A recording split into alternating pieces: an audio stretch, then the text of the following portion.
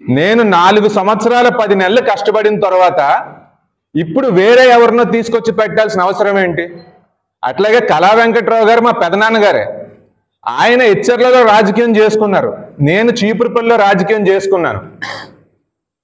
ఆయన రాష్ట్ర పార్టీ అధ్యక్షుడు, ఆయన సీటు కాపాడుకోవాలి లేదా ఎంపీ కోసం పోరాటం చేసుకోవాలి.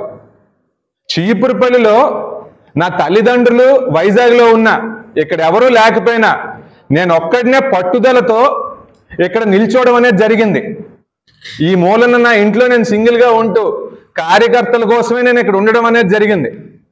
మరి నేను ఇంత కష్టపడిన తర్వాత ఆఖరి 2 నెలల్లో నా సీటు మార్చాల్సిన అవసరం ఎందుకు వచ్చిందో నాకైతే తెలియట్లేదు.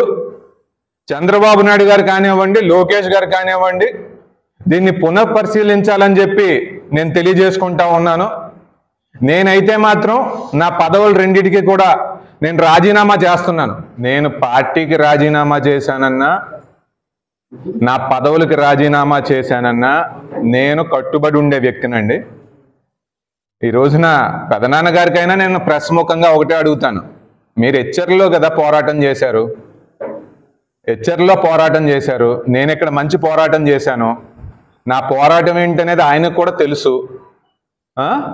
మరి నేను ఏం చెప్పబోతున్నాను అనేది డైరెక్ట్గా చెప్పకపోయినా నా అర్థం ఏంటనేది మీకు అర్థమయ్యే ఉంటుంది. నేను ఖచ్చితంగా దూరంగానే ఉంటూ నా భవిష్యత్తు కార్యాచరణ ఏంటి అనేది త్వరలో ఆలోచిస్తాను. నేను పార్టీకి ఒక పార్లమెంట్ అధ్యక్షుడిగా నేను రాజీనామా చేశాను అంటే దాని అర్థం ఏంటి? నేను ఇంకేదో సపోర్ట్ చేస్తానని అయితే కాదు కదా.